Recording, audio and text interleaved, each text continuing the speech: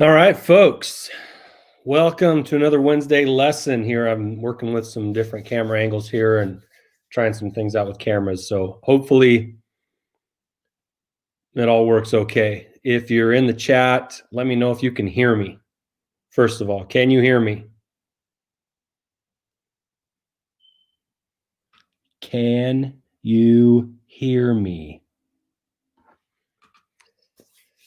All right, we'll just get going here.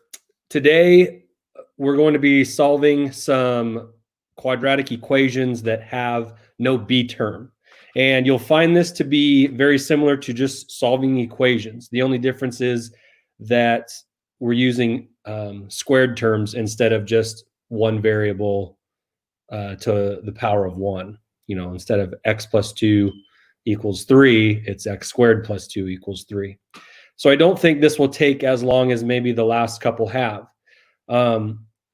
Sporting the foil shirt.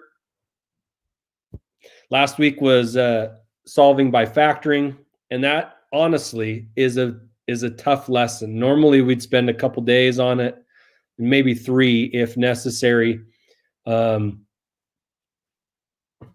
given the time and opportunity that we have, we spent just the briefest time to expose you to it, because it's something that you'll be building off of in later math classes. So today, we've got 3 example problems, as you can see on the document camera here.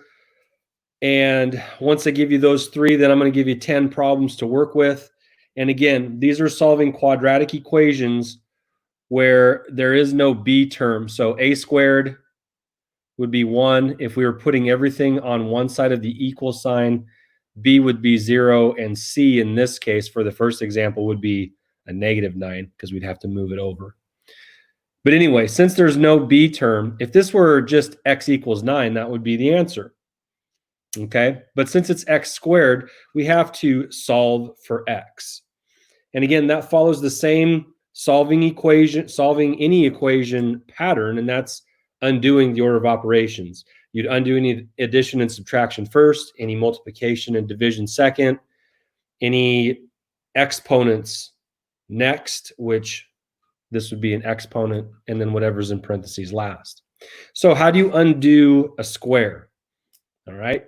We've talked about this before in class, but briefly, and it was in first semester. So how do you solve a square? How do you undo a square? Well, the opposite of squaring is square root. Because, and I'll put this off to the side. Let me grab a pen. Hey, Siri. Hey, Edwin. If you square 4, or excuse me, I messed that up right off the chute. If you square the number 4, 4 times 4 is 16. Now, if you square root 16, you get 4. All right. And so that's how they are opposites of each other. Square and square root, they obviously have the same word in it, square, but they're opposite functions, like adding and subtraction are opposite functions. Multiply and divide are opposite functions. Square and square root are opposite functions. The only catch is that when you square root a number like 16, there's actually 2 answers to every square root problem. In that, with one exception, there's always one exception in math, and that's if you square root 0. Square root of 0 is only 0. But if you square root 16, 4 times 4 is 16, so that is a solution. However, -4 is also a solution. -4 times -4 is also a positive 16. So for every square root, there's a positive and a negative answer. Okay, so getting to the first example under the document camera here. The square root of 9, well, we would solve x squared equals 9 by finding the square root. Again, square and square root cancel each other out. They're opposite functions. And we would get x is equal to whatever the square root of 9 is, which means what times itself is 9? Well, the answer is 3, and the answer is -3. Both of those are solutions. Now, don't put your answer in parentheses because then that looks like a point. No, x can be 3 and it can be -3. So both of those numbers are solutions. Example number 2. All right, before we get to the exponent, we would have to, according to the order of operations in reverse, because we're solving, we'd have to undo the addition, in which we would get x squared is equal to 15, and then we'd square root 15. Now, the square root of 15 is not a nice and neat and whole number. Off the top of my head, I don't know what it is, so I will use my trusty calculator and turn it sideways so it goes scientific mode. And I'll go 15 square root. And it's this very long decimal number, which we will approximate to 2 decimal places. So we would say approximately 3.87. And again, it is a square root, so we will include the negative. And instead of put equal, we will approximate. Okay, let's see, you can't see that super well there. Okay, apologies for turning it sideways on you, going gangster. Okay, next example, last example, is going to be this. Now, this looks like a regular full-on 2-step equation. It's actually a 3-step equation, but yeah, it should look familiar. We have done problems like this before. The only exception is that they didn't have an exponent in them other than 1. So again, according to our order of operations, we've got 3 things to get rid of: a plus 10, a multiply by a -3, and an exponent of 2. So we would undo the addition first, and then rewrite what's left. -120 minus 10 gives us a -130.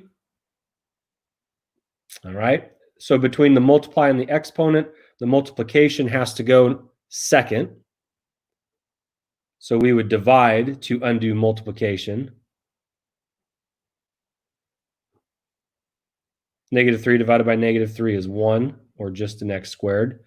And again, going to the calculator, probably should have had this pre-done, but maybe if you're working along with here, gives you an opportunity as well.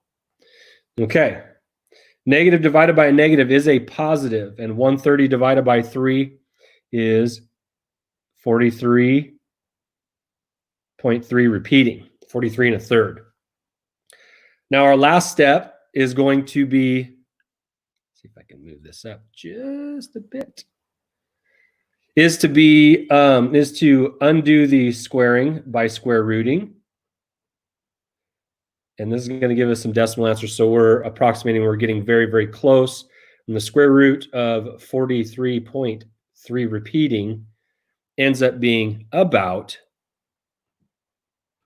6.58, as well as a -6.58. And one more time, that's because a negative times a negative would give us that positive 43 1/3. A positive times a positive 6.58 gives us a positive 43 1/3. So there are 2 solutions here. There is one note at the bottom of this screen that says, right there, you can't square root a negative number. And can anybody remember why? Do you remember why you can't square root a negative number? There's 4 people in the chat at the moment. Anyone in the chat remember why you can't square root a negative number? I'll give you a second.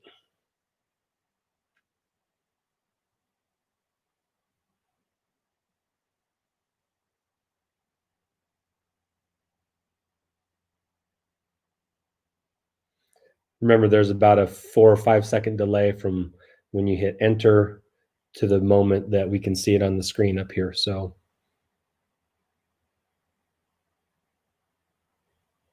anybody remember why? Okay, here's why. Because it requires the same symbol in front of the number to get a positive result. If you were trying to square root a negative number, such as -4, well, we know that a positive 2 times a positive 2 is going to get us a positive 4. We also know that a -2 times a -2 gets us a positive 4. The only way you'll get a -4 product is if one number is positive and one number is negative. Okay, and that doesn't work with square roots. Square roots have to say what number times itself, the same number twice. To get a -4, you'd have to use two separate numbers, a positive 2 and a -2. So if you ever are put in a position where you are correctly trying to answer the square root of a negative number, your answer will be no solution. And that, on a graph, what do you think no solution on a graph would look like? What are we finding here? We're finding x. We're finding the x-intercepts or the roots. And if there is no solution for a quadratic equation, that just means the parabola doesn't cross the x-axis. There's still a parabola there. It still can open upward or downward depending on A. But if there's no solution, it just means it does not cross the x-axis. That's all, which is perfectly legit. Lots of parabolas don't cross the x-axis. Okay? A lot of them do, though. If you were to get a no solution, that just means it doesn't cross the x-axis. And that's okay. It's a perfectly acceptable answer to a problem. Now, you just have to make sure your math is correct. Okay, so yes, Edwin. Well, I'm not sure if I understand. This is because you can't get a positive answer. Hopefully, I just answered the question for you, and you got it. So anyway, I appreciate you throwing an answer up there, bud. Okay, so those are the three examples. If you want to refer back to them, we're at just over 13 minutes, 5 seconds at the moment. So if you want to try and remember that so you can go back and push pause, you want to push pause at 13:05 or 13:06 right there. If you want to refer back to the example questions. I'm going to put up the 10 questions for today's assignment and leave it up there for just a minute so you can push pause and maybe write them down. Remember that all assignments for the quarter are going to be due by June 12th. Okay, and that's for all classes at Huntington. All of our work has to be in by June 12th. So whether you're submitting it to me online through Google Classroom, Google Docs, or taking a picture of your work and then emailing me the picture, which a number of students have done, and that's totally cool too.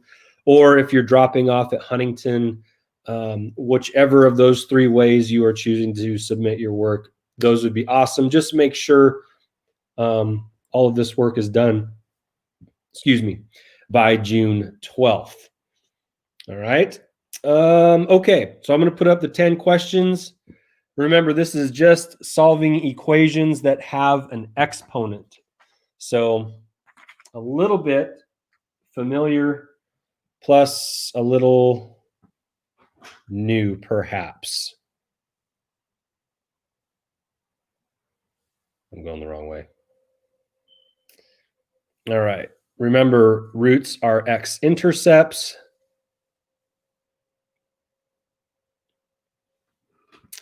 And these are your 10 questions. Solve for the variable, please. Nothing to graph here. Just tell me what x can equal. And for For the majority of these, you'll have 2 solutions. For the majority of them.